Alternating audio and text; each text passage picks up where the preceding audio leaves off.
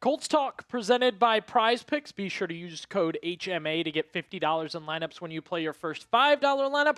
On the show, we were looking at our sub numbers. 486 new subscribers in April. We want to beat it. Right now in May, we only have 165. Help us out and hit that sub button right now.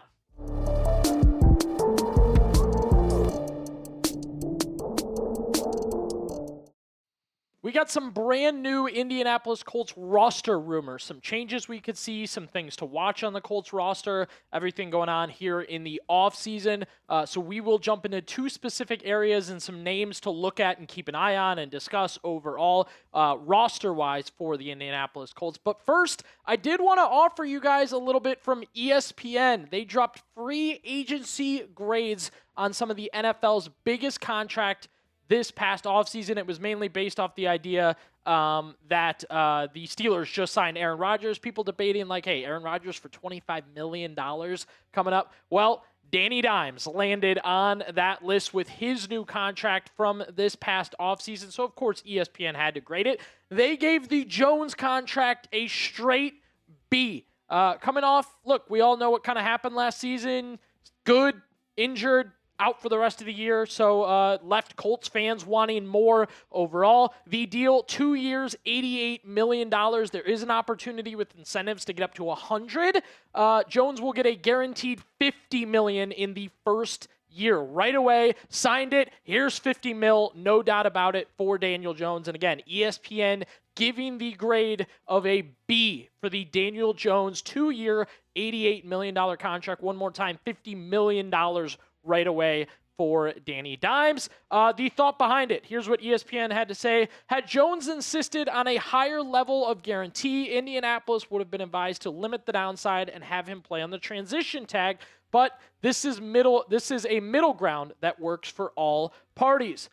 Jones gets a little more money locked in, and the Colts will have a quarterback at a reasonable price for 2 seasons if he can recover from his Achilles injury and get back to his 2025 level of play. ESPN gave it a B. What do you give the Daniel Jones contract? 2 years, $88 million. Let's give it a grade right now. A, B, C, D, or F. Ironically, I went back and checked out our video from the day that Daniel Jones was signed. And yeah, I gave it a B as well. That's kind of how I felt just overall, like, okay. Because with the Daniel Jones contract, there is some good and there is some bad within what we're kind of seeing here. ESPN gave their thoughts on it. And I think with a lot of it, I do agree and have my own opinions as well.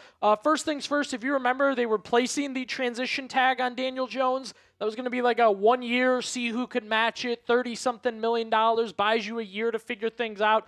Little messy, in my opinion, and I just liked that they avoided that, right? That we didn't have to deal with a whole year of Daniel Jones trying to prove himself. Is he healthy in year 1? Like, there was going to be a lot going on with the transition tag aspect of that one. Also, you get your quarterback for 2 years. Maybe that kind of plays into the transition tag thing here. I also note, like, I'm a Daniel Jones is good question mark guy. So the fact that they didn't just pay him a bunch for 5 years with a bunch of guarantees really, really felt good to me in general. Plus, most of the money is in year 1. So if you want to make more moves, you need to do some things next offseason.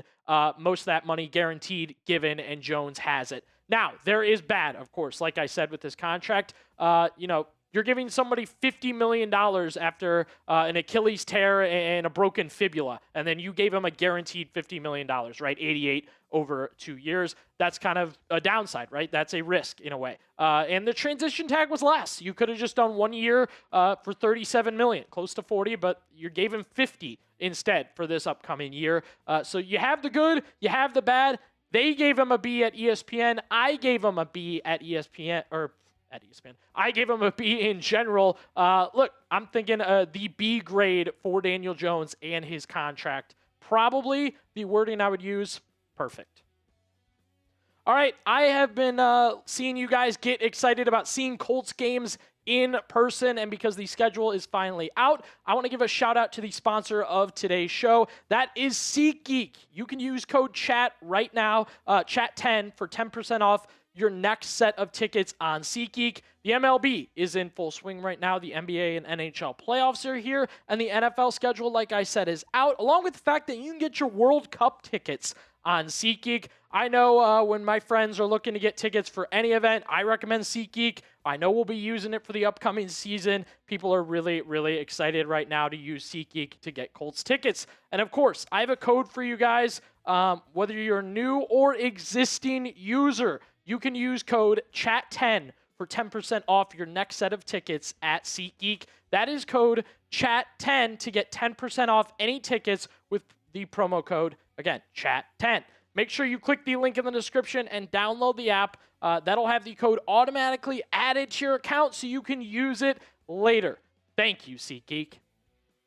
Let's get to the roster rumors that we're hearing, some things that we need to note as the Colts are into the offseason. Now, we will have a kicking competition for the Colts. We were already noted, special teams coordinator Brian Mason giving some insight into how that competition will go. He also noted, obviously, most of it will take place in training camp, right? So that should tell you, I don't think the Colts are going to cut either kicker until we really get going into training camp, as we've discussed previously. Blake Grupe and Spencer Shrader, the competition is between, if you haven't been watching here on Colts Talk. Grupe came in last season, just after week 5. The Colts brought him back. They've re-signed him. He was good with the Colts, 11 of 11, 10 for 10 on the PATs, 4 of 4 from 50-plus yards, and knocking down a franchise record 60-yarder.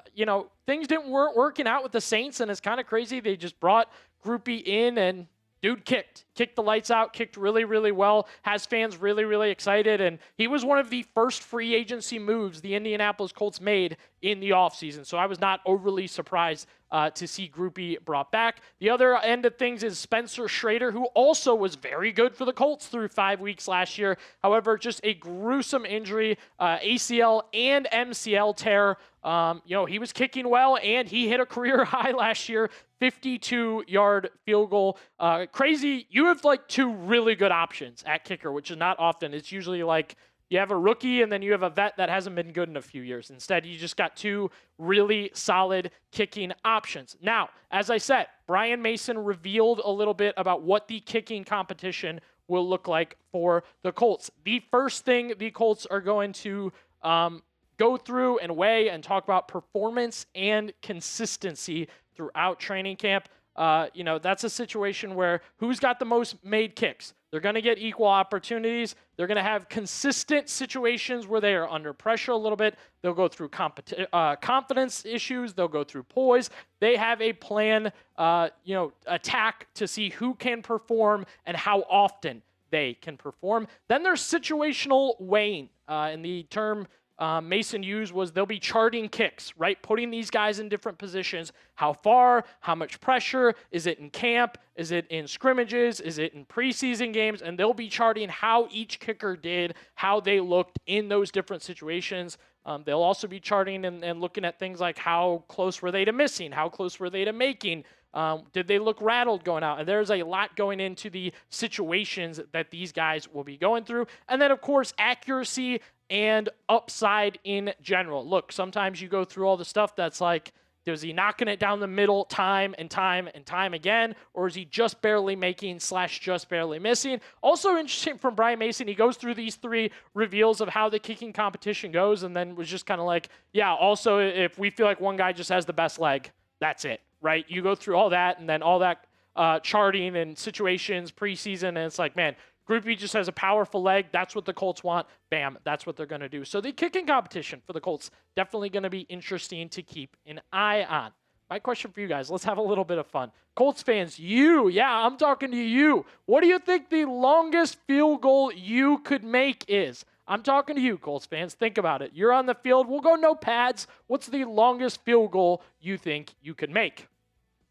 It would not be an episode of Colts Talk if we didn't talk about Anthony Richardson. That's right. You know it. We knew at some point today we'd talk about Anthony Richardson. We've actually listed him as a cut candidate for a long time due to the current situation, but Bleacher Report has now listed Anthony Richardson. Their list was each NFL team's best player that could still be cut. I actually agree with, if you had to pick the best player that could still be cut, it probably would be Anthony Richardson. But I do want to break down what was said by Bleacher Report's Mo Melton in just a second. But first, reminding you guys, today's show is presented by America's #1 sports picks app, Prize Picks. Yeah, that's right. It's the perfect place to win cash while watching sports. The basketball playoffs going on right now, and I've been telling people to take advantage because the basketball playoffs, we're down to 4 teams. They won't be going on much longer, so if you love hoops, take advantage of the easy-to-make lineups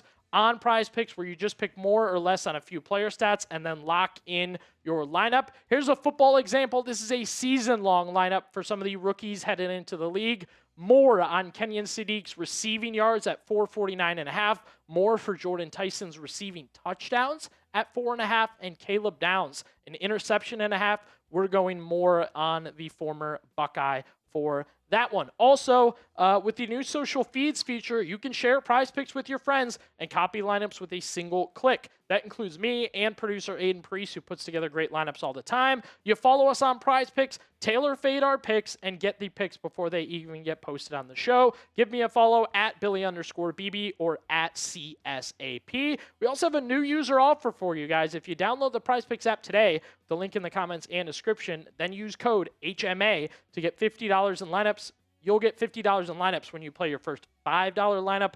Prize Picks, it's good to be right. So why is Mo Melton describing Anthony Richardson as a cut candidate for the Indianapolis Colts at this point in time? The big reasons he noted, he gave Kenny Moore as an example, everything that happened with Kenny Moore. Obviously, they tried to trade Kenny Moore, ended up having to cut him, and the trade market, right? He was like, yeah, there's no trade market for Anthony Richardson, and look what happened with Kenny Moore. Here's the deal. We're past this. We're past the there's no trade market for Anthony Richardson, so the Colts are being pressured to cut him. We did that. We did that 3 weeks ago, 4 weeks ago, 5 weeks ago. We kind of already went through that. At this point in time, from what we heard from Anthony Richardson himself, seems like he feels he's going to get a real shot with the Colts to at least be QB2, if not at some point be called upon to play for Indy, right? So, from Anthony Richardson, I'm believing he's ready to go with the Colts. Also, the Colts have stayed pretty positive. They believe in Anthony Richardson. They like what he's doing. They appreciate him showing up to OTAs. I think national media is going to be behind on this. You're still going to see Anthony Richardson trade rumors. You're still going to see some of the older stories that we've covered here on Colts Talk as we go into OTAs, training camps, voluntary stuff. Just because of how it is, right? He was a hot commodity. The national media is not keeping up, so they're still going to put him on plenty of lists similar to this. However, I should leave it out there. When it comes to Anthony Richardson, whether it be trade, whether it be being cut, whether it be a bad situation all of a sudden happening when he shows up for this or doesn't show up for that, I don't think anything at this point would surprise me.